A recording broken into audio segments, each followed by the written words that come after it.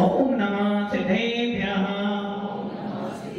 ओम नमः सिद्धेभ्यः यदरिजा भावेन प्रमदितमनाहरे दुर्यः छनादासित स्वर्गे दुर्ललितमेघा सदनिधि लभन्ते संभृत्य शिवसुखदमानं किमुददा महावीर स्वामी महावीर स्वामी महावीर स्वामी नयन बधिगामी भवतु मे ध्रुवा बदनानेता ज्ञान दर्शन लाएगा चारित्रानंद मेरा मुझे मार्गोपदेशेगा पंचप्रविधि भगवान की एकनाथ भगवान की अंतिम प्रसंगति भगवान महावीर स्वामी की आचार्य श्री कुंद भगवंत की आचार्य श्री विमल सागर जी महाराज की आचार्य गुरुदेव सरस्वती सागर जी महाराज की तीन कलम करामणि राजा की द्वादशा जनवरी माता की बोले वात्सल्य मूर्ति दिव्य तपस्वी आध्यात्मों की राष्ट्र संत आचार्य 108 श्री सुंदर सागर जी गुरुदेव की गुरुदेव की गुरुदेव की मोक्ष मार्ग से नेत्रं भेदानं जगदोपदा जातारं विशतत्वानां वन्दे तद्गुणालब्धे आचार्य उमा स्वामी भगवंत की भव्य आत्मा। समय निकलता जा रहा है, घड़ी अपने अनुसार चलती चली आ रही है। हम सोचते हैं समय को रोक लें, किंतु घड़ी बंद कर देने से समय रुकने वाला नहीं है। हम लोग क्या करते हैं, जब कहीं जाना हो तो घड़ी तो थोड़ा सा आगे बढ़ा देते हैं, और कोई काम करना हो तो घड़ी थोड़ा आगे बढ़ा देते हैं ताकि हम समय पे काम कर लें। किंतु भव्य आत्माओं, वो घड़ी आपकी गलत समय दे सकती है, किंतु सबकी घड़ी गलत समय दे ऐसा नहीं हो सकता है। समय बीतता जा रहा है और एक दिन ऐसा आ जाएगा कि समय पूरा हो जाएगा और आपको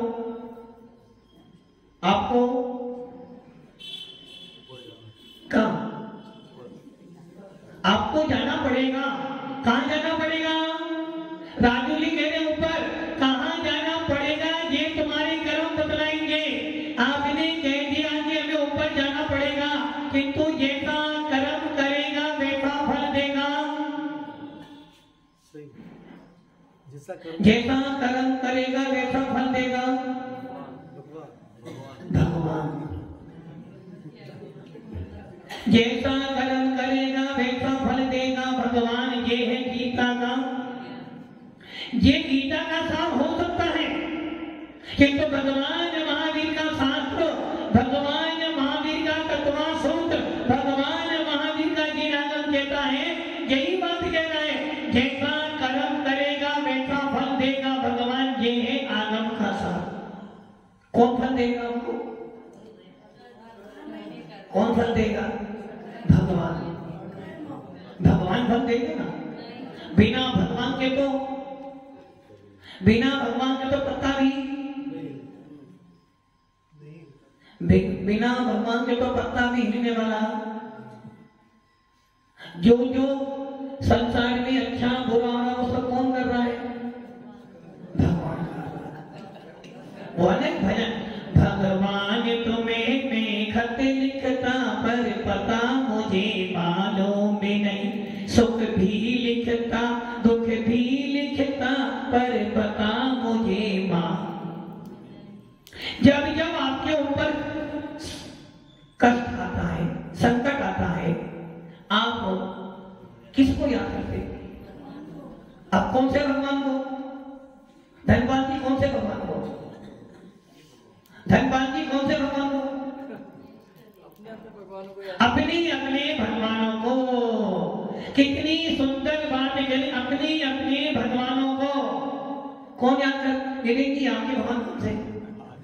आदिनाथ भगवान। अरे आदिनाथ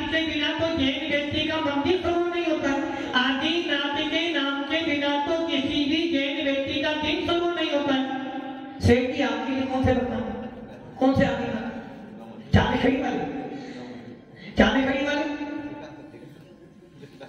आप देखो सेठ साहब कर रहे हैं जूना मंदिर, मतलब कि अयोध्या वाले भगवान आदिनाथ आपको नहीं चाहिए, जबकि पूरे विश्व में विख्यात है कि आदिनाथ का जन्म कहाँ हुआ, अयोध्या में। मोक्ष कहाँ से गए, कैलाश पर्वत पे। किंतु हमारे सिंह जी करें जूना मंदिर वाले आदिनाथ के अलावा किसी को याद नहीं कर। हाँ राजू भैया, किसको लिखा आपने खत? चंदा।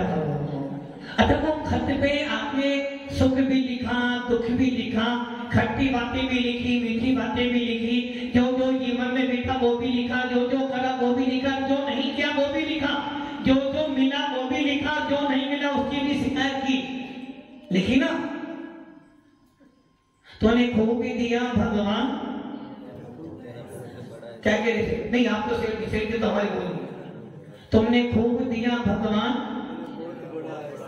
तेरा बहुत बड़ा एहसान, अब जो नहीं दिया है उसको दे देना तो बहुत बड़ा एहसान हो जाएगा। जो दिया वो तो अच्छा दिया, किंतु जो नहीं दिया उसकी शिकायत तो तेरे से आज भी है। भगवान आदिनाथ ने, जूना मंदिर के आदिनाथ ने, चंदा प्रभु के मंदिर वाले भगवान ने बहुत तो दिया, किंतु भगवान जो दिया था ना वो तो तुमने हमें दे दिया, वो तो मेरे भाग्य में था। जो आपने दिया वो मेरे भाग्य में था, किंतु जो नहीं मिला वो अभी भी आपसे विवेक जी, कोठारी जी, लेना देना ही लेना बाकी है। भगवान को ने जो जो दिया था वो तो बढ़िया दिया, मेरे भाग्य में था। तुम्हें पता था क्या कि जूना मंदिर में सेठ दिया तो कुछ तो देना, इसलिए सेठ पद कहां से लाए? मेरे जी सेठ पद कहां से लाए? किसने दिया? समाज में। नहीं, समाज में कुछ दे सकती है क्या? मकान किसने दिया? पापा दे नहीं सकते। अभी पापा का मकान होता तो पापा साथ में ले जाते। मकान किसने दिया आपको? आकाश गर्भ ने दिया। सेठ पद किसने दिया आपको? भगवान आदिनाथ ने दिया। किसके सेठ दिया आप? कौन सी समाज के? कौन सी समाज के? जैन समाज। कौन सी जैन समाज के? दिगंबर जैन समाज है ना, दिगंबर तो हमें, तो हमारे सेठ तो नहीं हो। तो भगवान तूने जो जो दिया वो तो तेरा, तूने खूब दिया भगवान, तेरा बहुत बड़ा, जो तूने दिया वो तो मेरे भाग्य में था, किंतु जो नहीं मिला उसकी आज भी तुम्हारे से तो लड़ाई है। इसलिए मैं पत्र लिख रहा हूं, जो तूने दिया था वो मेरे भाग्य में कहो तुम्हें देना था, किंतु दो नहीं देना, उसकी मैंने लिस्ट बनाएंगे। लिस्ट बहुत बड़ी है। पत्र लिखा। हाँ राजू जी, पत्र कहाँ लिखा आपने? नहीं, पत्र तो लिखा ना, किनको लिखा? चंदा वाले। कौन से? सोनागिरी वाले। कौन से? सागवाड़ा वाले। मतलब कि सोनागिरी वाले चंदा प्रभु भगवान तुम्हें कुछ नहीं देंगे। कौन से भगवान दे रहे हैं? अच्छा आपने वो पत्र लिखा, लिखा कौन सा पत्र लिखा? कार्ड लिखा, पोस्ट कार्ड लिखा या वो अंतरदेशी लिखा? अंतरदेशी लिखा। उस पे एड्रेस क्या लिखा? एड्रेस क्या लिखा? अश्विनी जी ट्रस्टी हो। किसके ट्रस्टी हो? श्री समाज। श्री समाज। श्री या श्री? श्री के दो अर्थ है, एक तो वो श्री और एक कौन से श्री? आपसे हम पार पड़ ही नहीं सकते। कौन से श्री के हो? आपने बोला श्री समाज। श्री समाज माने श्री मतलब श्री मैंने वो भैया श्री देवी। एक तो वो देवी है जिसके पीछे तुम पढ़कर अपना पूरा जीवन बर्बाद करते हो, और एक श्री वो है जिसके पीछे भागते हो और बेचारा पूरा जीवन भर जिस व्यक्ति ने पूरा जीवन भर जिस व्यक्ति ने एक लंगोटी एक चक्कर में बिताया, जिस व्यक्ति ने पूरा जीवन काल एक लंगोटी एक चक्कर एक लाठी और एक चक्कर बिता दिया, आज वो व्यक्ति पूरे के पूरे विश्व पर राज्य कर रहा है। उसके बिना इंडिया का नोट नहीं चलता। कौन? गांधी नहीं, महात्मा गांधी। और उसी के पीछे आप तो कौन सी श्री चाहिए आपको? तो कौन सी श्री समाज? श्री समाज है ना? कौन सी श्री समाज? पैसे वाली, भैरव वाली या महाराज वाली? मतलब कि आपने सारी बातें पत्र में लिखी हैं, सुख भी लिखता दुख भी लिखता पर पता मुझे मालूम नहीं। धनपाल जी ने भी लिख दिया है कि मात्र एक दिन बचा है, एक दिन बचा है ना। कल संडे है, कल संडे है और परसों 31। हाँ सर, आज 29 तारीख है, कल 30 है, आज 28 है, कल 2 दिन बचे आपके। काय के 2 दिन बचे? राजकीय सेवा के। अब देखो, नहीं रिटायरमेंट के, काय के रिटायरमेंट, काय के कहां से रिटायरमेंट कर रहे हो? राजकीय सेवा से। किससे? आप गवर्नमेंट से रिटायर हुए हो।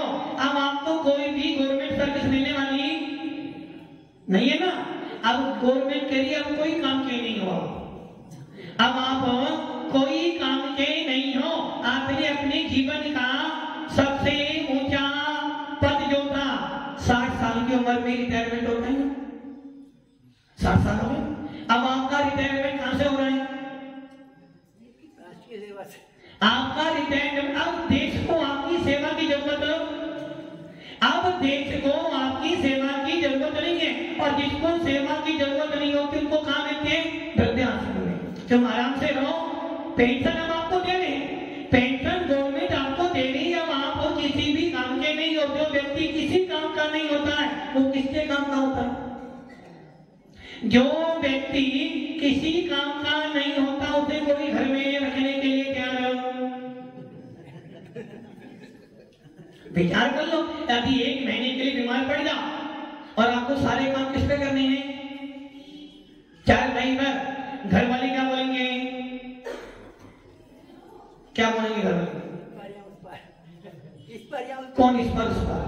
भगवान, मैंने सुख की बातें लिखी, अब दुख की बातें भी लिख रहा हूं। हे भगवान, आपसे प्रार्थना, या तो इन्हें बुला लो अपने पास, नो कीजिए हमारे कोई काम के, या यदि इन्हें नहीं बुलाओ तो हमें बुला लो अपने पास।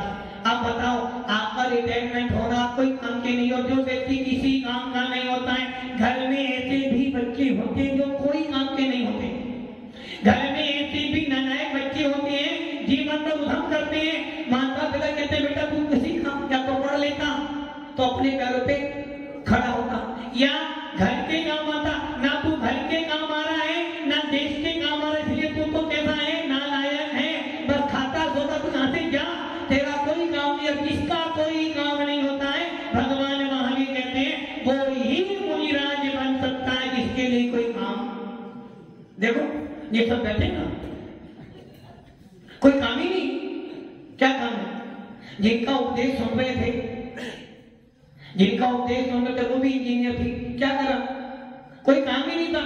लोगों ने कहा तुम इंजीनियर तो बने, कोई काम ही नहीं है, तुम जाओ यहाँ से, कोई जरूरत नहीं। उन्होंने सोचा जब देश को परिवार को हमारी जरूरत ही नहीं है, चलो अब मेरे को मेरी जरूरत है, अब मेरे को मेरी जरूरत है, और जब मेरे को मेरी जरूरत है, मेरे से बड़ा कोई काम मेरे लिए अब दूसरे। देखो धनपाल जी तो अभी छोड़ रहे हैं, वो भी गवर्नमेंट सर्विस छोड़कर आई, टीचर का पद छोड़कर आई। क्यों छोड़कर आई?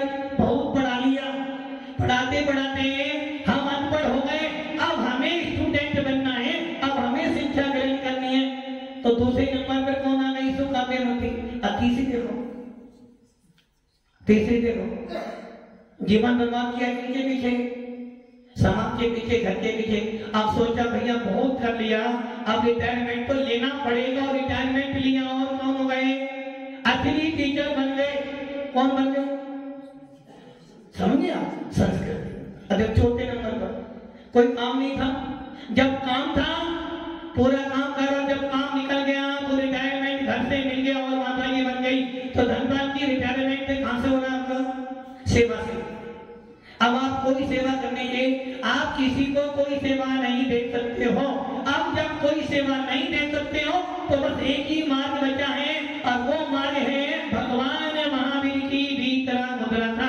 जिसका कोई काम नहीं वो यहाँ जाओ, क्योंकि यहाँ बहुत सारा काम है, यहाँ बहुत सारा काम है जो कि अभी तक तो मैंने मात्र परि के लिए काम किया है, अभी तक तो मैंने मात्र समाज के लिए, देश के लिए काम किया, परिवार के लिए काम किया, किंतु अब समय है जब गवर्नमेंट ने रिटायरमेंट दे दिया है, तो अब एक ही काम करता है, भगवान महावीर के गवर्नमेंट, भगवान महावीर के संसद में, भगवान महावीर के शासन में आ जाओ और मुनि बन जाओ, और मुनि से बड़ा कोई पद जैन शासन में नहीं है। सबसे ऊंचा पद कौन सा है देश का? देश का सबसे ऊंचा पद सेठ जी। अच्छा, और जैन शासन का सबसे ऊंचा पद कौन सा है? मुनि मुद्रा। तो एक सेवा से रिटायरमेंट ले लो, दूसरी सेवा में अपना एडमिशन। भव्य आत्माओं, किसी के आने या जाने से कोई काम महाराज जी, यदि राष्ट्रपति मर जाएगा तो देश कैसे चलेगा? प्रधानमंत्री मर जाए तो कैसे चलेगा? कभी सोचा अरे भाई किसी के बिना कोई काम रुकने वाला नहीं है, किंतु ये निश्चित करना मेरे बिना मेरा काम चलने वाला नहीं है। आज आपके 72 गांव का सेठ बनेगा। कितने गांव का है? कितने गांव? 72 है ना? 80 हो या 108 कर दें? 108 हो सकता है? 108 साहब, जिस समय हम कोरोना में दीक्षा हुई थी 1900 सागर की, उस समय देने की आई थी, उन्होंने 72 गांव बोले थे। और हमारे अशोक लोहारिया वाले की नसनाबाद जो महासभा के, उन्होंने वो देने की, आप समाज तोड़ रहे हो, आपको सिर्फ 72 गांव की चिंता है, हमारे गांव की चिंता नहीं। 72 नहीं बोले, 108 गांव बोलो। कितने गांव? तो 36 गांव नरसिंहपुर समाज के लिए, तो 36 और 72, 108 गांव की चिंता करो। जो 108 गांव की चिंता करेगा, जो 108 की 108 क्या होता है? 108 क्या होता है? सोचो, 108 किसको देती गवर्नमेंट? और यदि 108 आते तो दिन में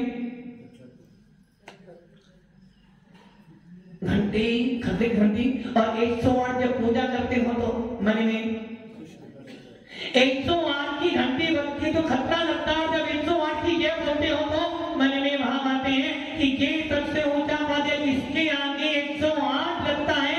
इस भगवान महावीर के शासन का पंचम काल का सबसे बड़ा पद है निर्गत पद। और जब ये 108 1008 में परिवर्तित होता है तो ये हमारे लिए अनंत मुद्रा का पात्र बन जाता है। तो अनंत मुद्रा वाला मोक्ष को प्राप्त। भव्य आत्मा 108 कितने गांव है? अक्षय 72 नहीं बोलना। कितने गांव? 108। 108 गांव आपको मिले ना? अच्छा ये बताओ, आपको 108 बनना? सेठ जी, आपको 108 गांव मिले हैं, 108 बनना है ना? क्या करें? 108 मिला आपको, तो आपसे आपकी नाम क्या थी? 108। भव्य आत्माओं, किसी के रहने से या जाने से कोई काम रुकता नहीं। भगवान महावीर मोक्ष में गए, आज भी जिन शासन चल रहा है। आदिनाथ मोक्ष में गए तो जिन शासन चल रहा है। अनेकों अनेक अचानक चले जाएंगे, फिर भी जिन शासन तो, किंतु आदिनाथ को आज भी तूने खूब दिया भगवान। लेकिन जी जुना मंदिर वाले आदिनाथ और चंदापुर वाले,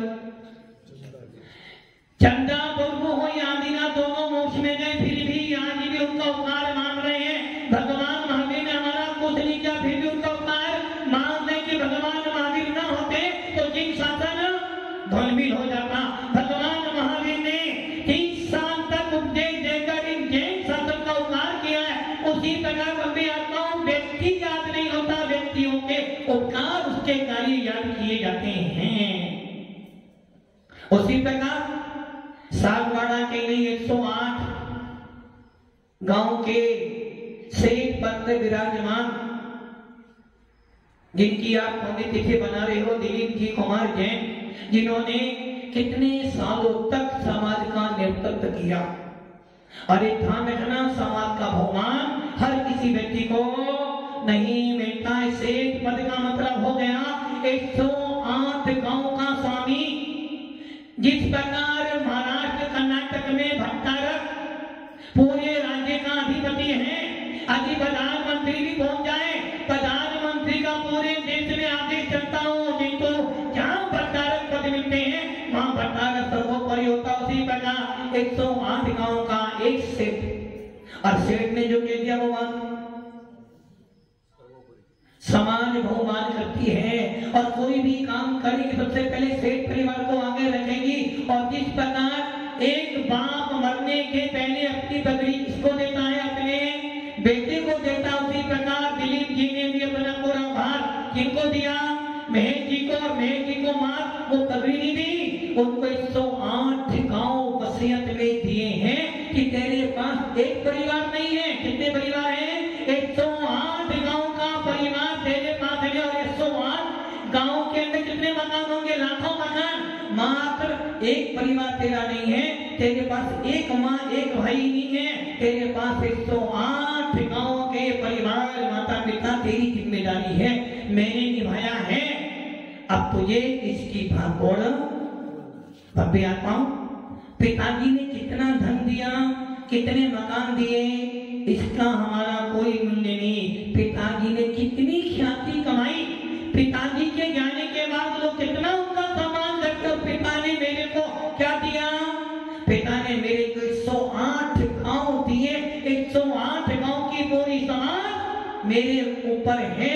मैं जैसा कहूँगा वैसा काम को करना पड़ेगा। सबसे ये बड़ी उपलब्धि दिलीप जी की ये है कि उसने आपको इतना बड़ा बहुमान दिया है। अब आपका काम है कि पापा के उस काम को आगे बढ़ाते हुए और मैं इस परंपरा को आगे चलाते चलाते अपने परिवार का नाम रोशन, पापा के प्रति सबसे ज्यादा श्रद्धांजलि यही होगी, पापा के कदम पर चलूं, पापा जैसा व्यवहार निभाऊं, सबको साथ में लेते हुए सबका विकास हो। भव्य आत्माओं, आज शरद पूर्णिमा, वैसे तो जैन शास्त्र में इसका कोई मूल्य नहीं, किंतु देखा जाए तो शरद पूर्णिमा के दिन सरस्वती की आराधना की जाती है। शरद पूर्णिमा के दिन कहा जाता है कि आज के दिन चंद्रमा पूरी कलाओं से सहित होता है और आज के दिन चंद्रमा से अमृत झड़ता है। लोग कहते हैं कि आज की चांदनी में जो लोग बैठते हैं, जाप करते हैं या कुछ वस्तु रखते हैं, उसमें चंद्रमा का कुछ अंश आ जाता है। और ये बात सत्य भी है कि ग्रहों का प्रभाव पड़ता है, किंतु आज चंद्र ग्रहण भी, ये ध्यान रखना, शरद पूर्णिमा है, जाप किसकी करनी है? जिनवाणी माता की। आज शरद पूर्णिमा है, अपने ज्ञान की आराधना करने का उपक्रम करना है। ज्ञानिकाओं, जो ज्ञानी है उनकी उपासना कर लो, और जो ज्ञान देने वाले ऐसे उपकरणों की आराधना कर लो।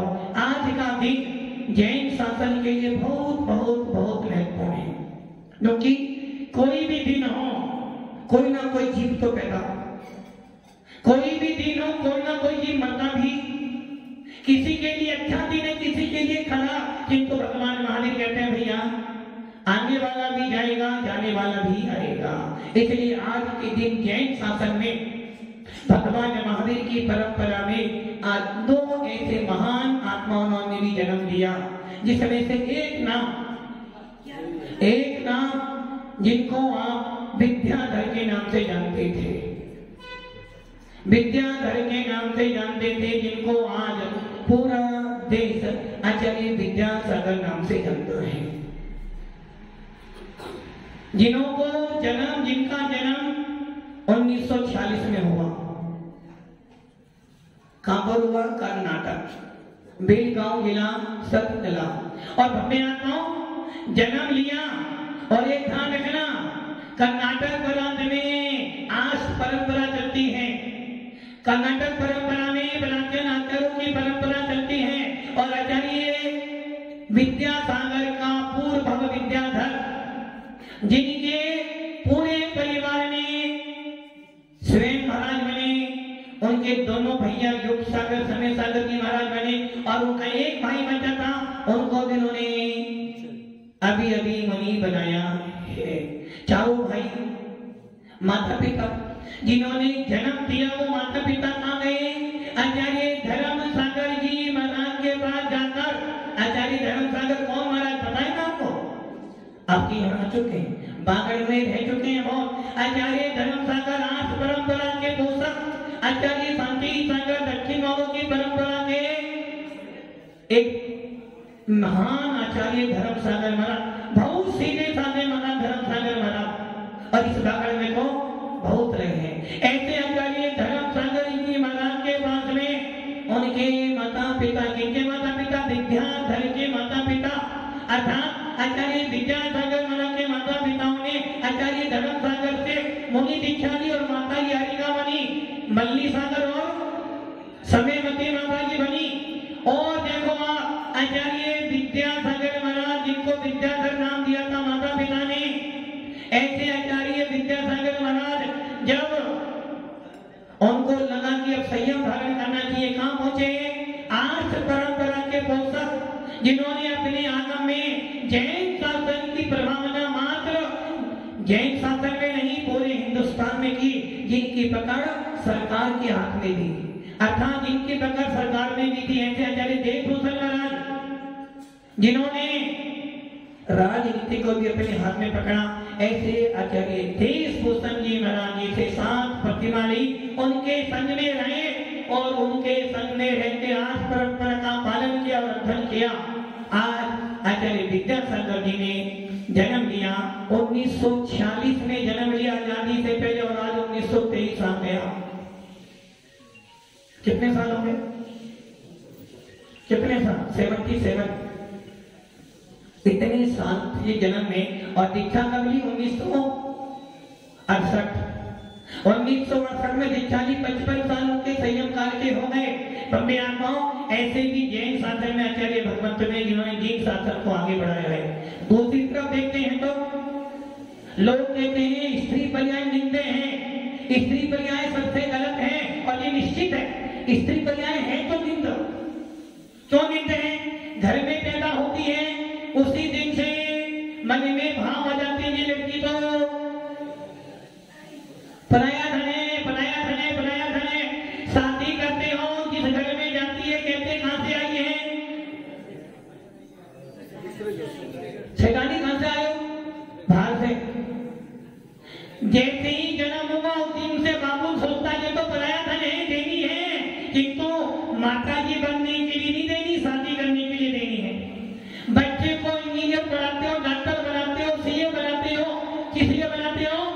बच्ची को पढ़ा लिखा तो फिर उसको घर में, अरे जब इतनी अच्छी शिक्षा दी है तो ये भावना भाव कि यदि स्त्री पर्याय निंद पर्याय है, जन्म होता है तो कोई थाली नहीं बजाता है, और जब शादी होती है तो कहते हैं बेटा बस इतना ही हमारा सहयोग था, तू क्या अपना भाग्य कमा। और बेटा कितना भी नालायक हो फिर भी बेटा तो पैदा हुई, जब भी पराया धन था, घर में गई, शादी गई, जब भी पराया धन कहां से आई? बाहर से आई, भारी रहे। किंतु बंबे आत्माओं भगवान महावीर के शासन काल में स्त्रियों का सबसे ऊंचा पद, यदि कोई स्त्री देश की राष्ट्रपति बनकर ऊंचा पद प्राप्त कर सकती है तो भगवान महावीर के शासन में, भगवान महावीर के शासन काल में भी एक स्त्री सबसे ऊंचा पद प्राप्त कर सकते। वो पद कहना है आरिका का पद, राष्ट्रपति पद भी बहुत छोटा है, देव पद भी बहुत छोटा है, यहाँ तक कि सर्वश्रेष्ठी का पद भी बहुत छोटा है। सबसे बड़ा पद स्त्रियों के लिए कौन सा है? आरिका का पद, 105 का पद। भव्य आत्माओं ऐसे ही जैन शासन में अनेकों अनेक आरिकाएं हुई हैं। चंदना जैसी आरिका भी हुई है, अंजना जैसी आरिका भी हुई है, और सीता जैसी आरिका भी हुई है। उसी परंपरा में एक आरिका ऐसी भी हुई है जिसने आज के दिन जन्म लिया 1934 में। कहां पर लिया? कहां लिया? शाश्वत भूमि कौन सी आपकी? अयोध्या। अयोध्या के पास 12बंकी जिला, और 12बंकी जिले के बाद में टिकेत नगर है, जहां पर एक ऐसी स्त्री ने जन्म लिया, कन्या ने जन्म लिया, जिसने अपने पूरे ज्ञान ध्यान से पूरे जैन शासन की प्रभावना की।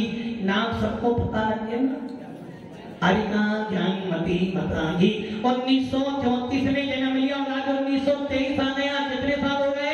89 साल पूरे हो गए। 90वां साल शुरू हो गया और 90 साल का जीवन, कितना साल? 90 साल का जीवन आपने अपने जीवन काल में क्या किया? धन्यवाद। महात्मा गांधी कमाया। कोई आपसे पूछ नहीं क्या करा? अरे भाई मंदिर गए, भारत को हार दिया, अपना कमाया। ठीक, तो आप सोचो एक स्त्री, जिस स्त्री को निंदा कहा जाता है, उस स्त्री को हमारे जैन शासन में सबसे ऊंचा पद दिया जाता है।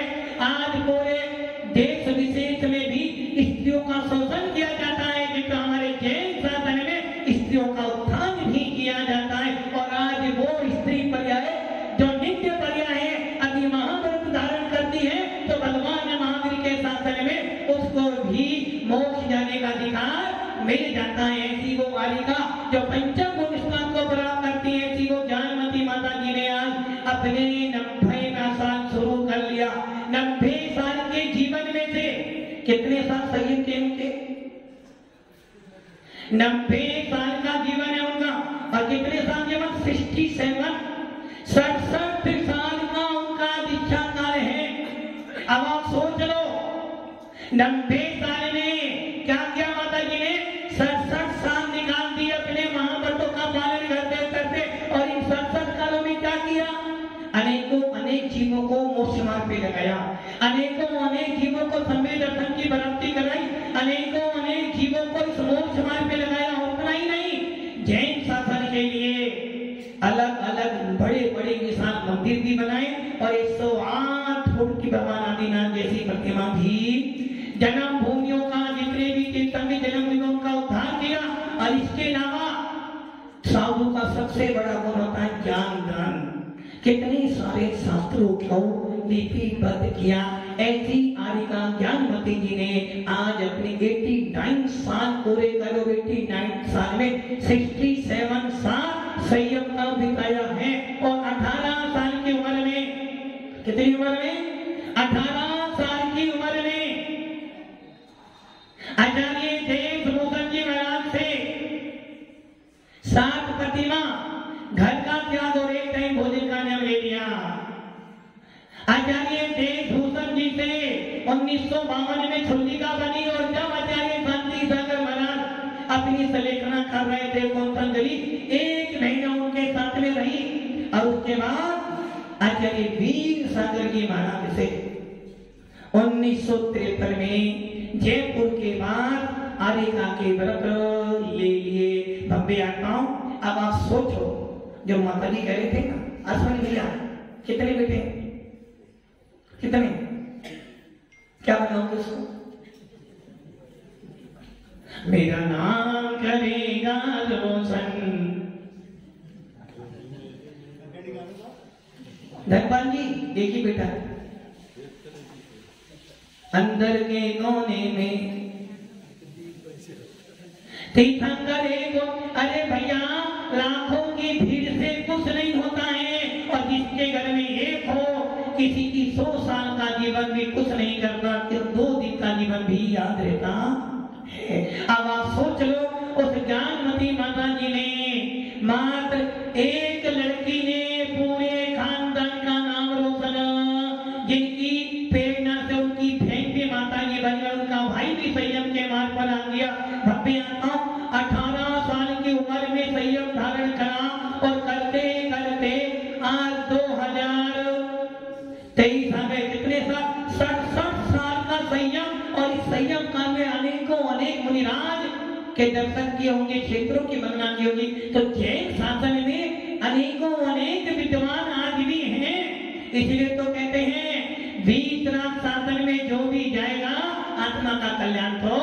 और दोनों ही आचार्य आरिका ज्ञानमती भी आर्ष परंपरा वाली और आचार्य विद्यासागर का पूरा जीवन आर्ष परंपरा बीता है। और भव्य आत्माओं, दिगंबर साधु कभी भी आर्ष परंपरा का निषेध नहीं करेगा। आर्ष परंपरा किनकी है? हमारे तीर्थंकरों की, हमारे आचार्यों की, हमारे भगवंतों की। वही परंपरा हमारे लिए पूजनीय बननी है। इसलिए हमारे मोक्ष मार्ग के मार्ग में इस वीतराग शासन में अपना कुछ नहीं, जो कुछ भी है जिनेंद्र देव का है। आज का पावन दिन, इस पावन दिन पर एक साथ इतने सारे स्वर्ण पूर्णिमा भी, आचार्य विद्यासागर ज्ञानमती का जन्मदिन और हमारे श्रेष्ठ साहब की पुण्यतिथि भी। आप देखो कितना पुण्य है कि आप सारे साधन एक साथ मिल रहे हैं। भव्य आत्माओं, बस यही भावना बना कि अपने अंदर भी सम्य दर्शन प्राप्त हो जाए, अपने अंदर भी आत्मा की प्यास उत्पन्न हो जाए, हमारा मोक्ष मार्ग प्रशस्त हो।